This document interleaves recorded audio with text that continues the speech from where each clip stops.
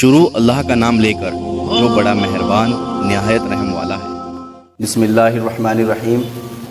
اللہم صلی علی محمد وعلی آل محمد کما صلیت علی ابراہیم وعلی آل ابراہیم انک حمید مجید۔ اللہم بارک علی محمد وعلی آل محمد کما بارکت علی ابراہیم وعلی آل ابراہیم انک حمید مجید۔ حضرت امام حسین رضی اللہ تعالیٰ عنہ کی شہادت کا واقعہ۔ حضرت امیر معاویہ رضی اللہ تعالیٰ عنہ کے وصال کے بعد آپ کے بیٹے یزید کو خلافت مل جاتی ہے۔ یزید ایک بدترین اور بدبخت شیطان تھا، شرابی تھا، زانی تھا۔ یزید کو جب خلافت ملی تو یزید سمجھ گیا کہ میری خلافت کو حضرت امام حسین رضی اللہ تعالیٰ عنہ کبھی قبول نہیں کریں گے۔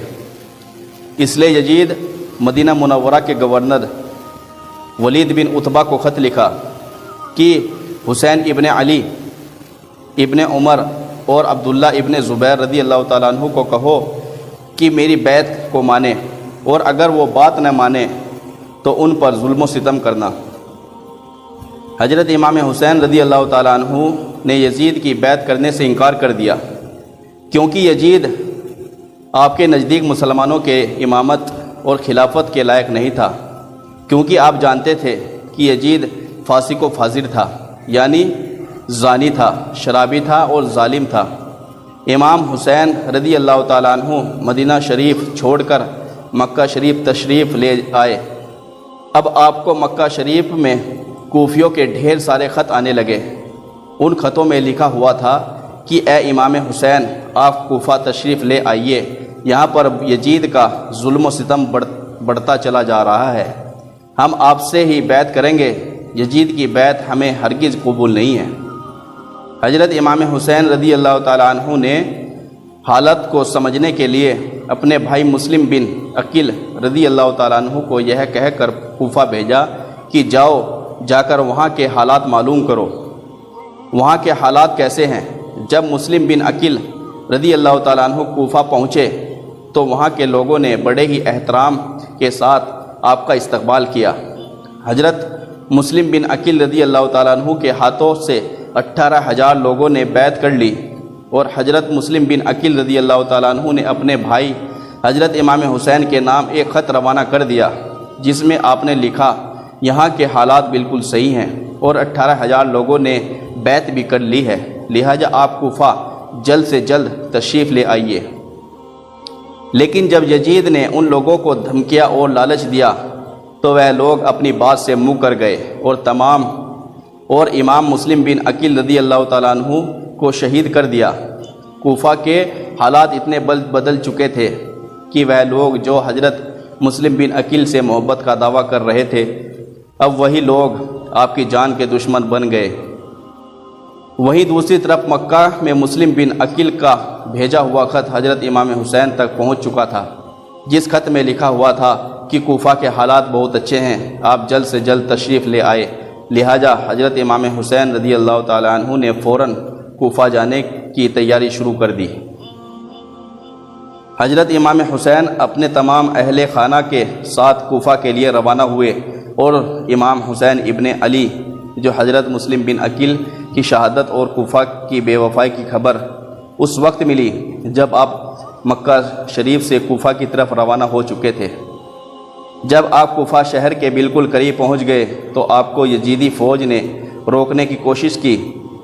حضرت امام حسین نے فرمایا کہ میں تم لوگوں کے بلانے پر ہی کوفہ شہر میں آیا ہوں، اگر تم لوگ چاہتے ہو کہ میں نہ جاؤں تو واپس جانے دو، میں جانے کے لیے بھی تیار ہوں۔ یزیدی فوج نے حضرت امام حسین کو کوفہ شہر میں داخل نہیں ہونے دیا، لہٰذا حضرت امام حسین اپنے پورے قافلے کے ساتھ اپنا راستہ بدل لیے۔ چلتے چلتے جب آپ ایک چٹیل میدان میں پہنچ گئے تو آپ نے ایک شخص سے سوال کیا کہ یہ کون سی جگہ ہے۔ اس شخص نے کہا اس جگہ کو کربلا کہا جاتا ہے۔ آپ نے فوراً اپنے پورے لشکر کو حکم دیا کہ یہیں پر خیمہ لگا دیا جائے۔ محترم عزیز دوستو، اس طرح سے حضرت امام حسین کربلا میں پہنچے۔ ادھر یزیدی فوج جب اس بات کا علم ہوا کہ حضرت امام حسین نے اپنا خیمہ کربلا کے میدان میں لگایا ہوا ہے تو یزیدی فوج نے فوراً کربلا کے میدان میں پہنچنا شروع کر دیا۔ یزید کی فوج کربلا پہنچ رہی تھی، ان کی سپہ سالاری ابن سعد کر رہا تھا۔ حضرت امام حسین نے ابن سعد سے کہا کہ یا تو تم مجھے یزید کے پاس لے چلو یا پھر مجھے اپنے شہر مکہ واپس جانے دو، لیکن ابن سعد نے ان دونوں باتوں میں سے کوئی بھی بات نہیں مانی اور وہ آپ کو بیعت کرنے پر مجبور کرتا رہا، لیکن امام حسین نے اس کی بات سے انکار کر دیا۔ دن گزرتے گئے اور 3 محرم کا دن آ گیا جب ظالم یزید نے امام حسین کے سامنے 22,000 سپاہیوں کا لشکر بھیج دیا۔ دوسری طرف حضرت امام حسین کے ساتھ 82 لوگ تھے، جن میں عورتیں اور بچے بھی شامل تھے۔ کتنی حیرت کی بات ہے کہ یزیدیوں کے امام حسین کا اتنا خوف تھا کہ جہاں امام حسین صرف 82 لوگوں کے ساتھ میدان کربلا میں تھے، جس میں عورتیں اور بچے بھی شامل تھے، وہی یزید کے مقابلے کے لیے آپ کے سامنے 22,000 کا لشکر بھیج دیا، جو کہ امام حسین کے سامنے 100 گنا سے بھی زیادہ تھا۔ امام حسین کے سامنے یزیدی فوج کے حوصلے پست ہو گئے اور ان لوگوں میں سے کسی میں بھی اتنی ہمت نہیں تھی کہ وہ حضرت امام حسین سے مقابلہ کر سکے۔ آخرکار انہوں نے یہ فیصلہ کیا کہ اگر امام حسین کو ہرانا ہے تو ان کا پانی بند کرنا پڑے گا، تاکہ ان کا مقابلہ کیا جا سکتا ہے، تبھی ان کا مقابلہ کیا جا سکتا ہے۔ دن گزرتے گئے اور 7 محرم کا دن آ گیا اور 7 محرم کو ہی یزیدی فوج نے امام حسین کے قافلے والوں پر پانی بند کر دیا۔ آپ کو بتاتے چلیں کہ کربلا کے میدان میں پانی کا کوئی بھی انتظام نہیں تھا سوائے نہر فرات کے، لیکن 7 محرم کے دن نہر فرات کا پانی بھی حضرت امام حسین کے خیمے والے لوگوں کے لیے بند کر دیا گیا۔ حضرت امام حسین رضی اللہ تعالی عنہ اور ان کے ساتھ موجود تمام نوجوان لوگ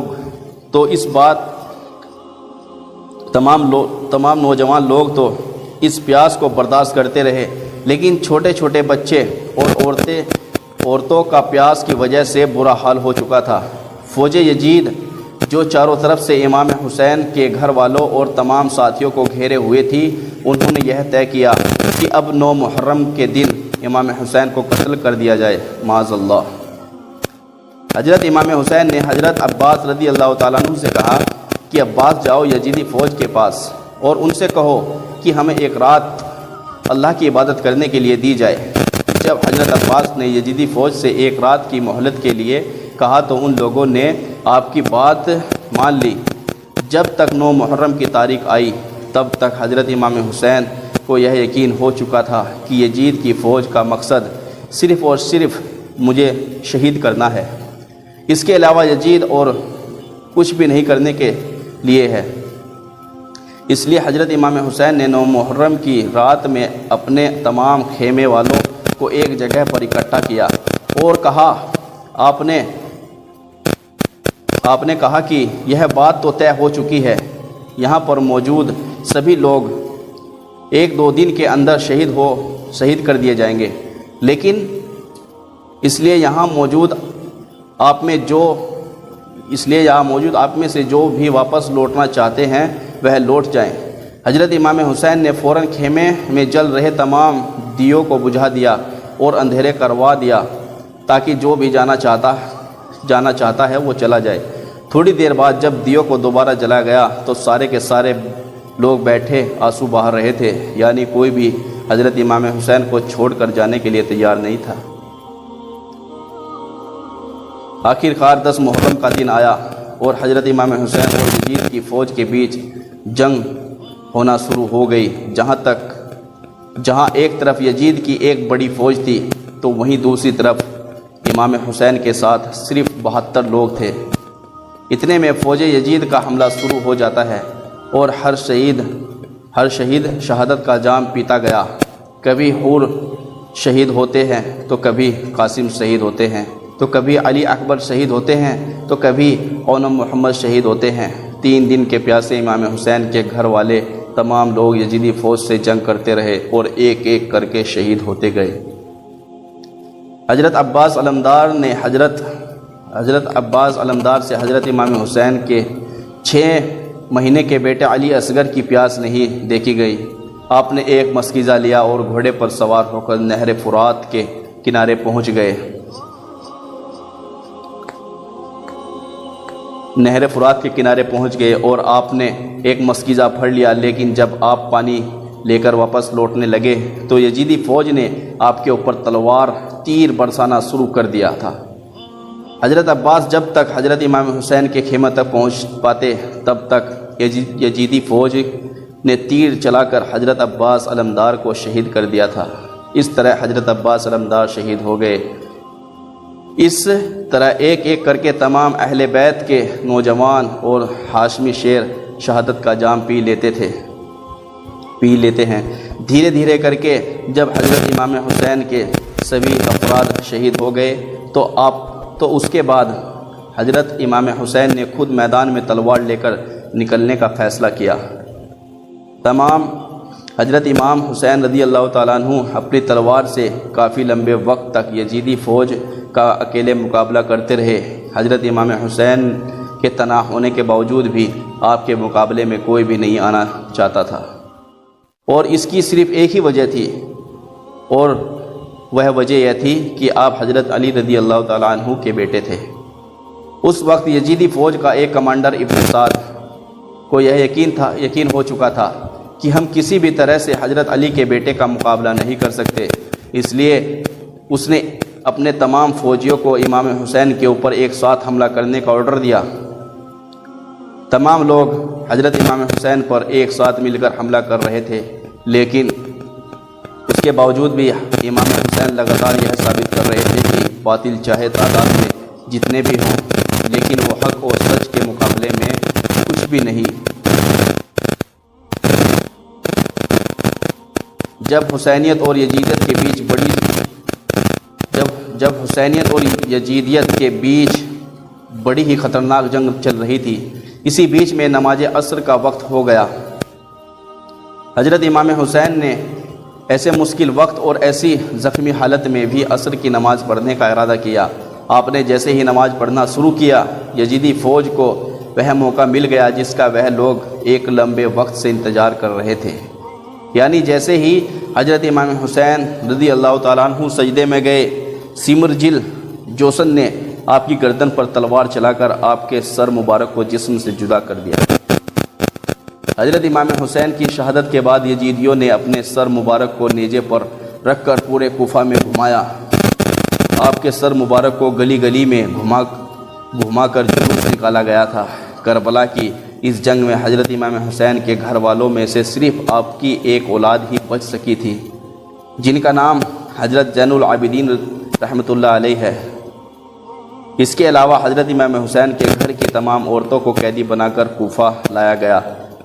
بھلے ہی اس دن حضرت امام حسین رضی اللہ تعالیٰ عنہ کو شہید کر دیا گیا تھا، لیکن آج بھی حضرت امام حسین رضی اللہ تعالیٰ عنہ پوری دنیا میں قیامت تک کے لیے زندہ ہیں۔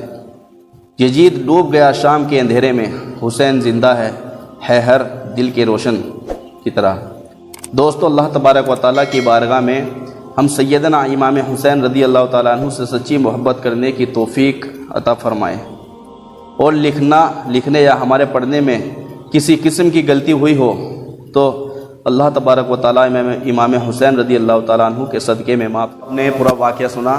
اس واقعے سے ہمیں یہ پتہ چلتا ہے کہ حضرت امام حسین رضی اللہ تعالیٰ عنہ کے سامنے 22,000 فوجیوں کا لشکر سامنے تھا، لیکن کسی کی اتنی ہمت نہیں تھی کہ حضرت امام حسین رضی اللہ تعالیٰ عنہ کا مقابلہ کر لیں، اور اگر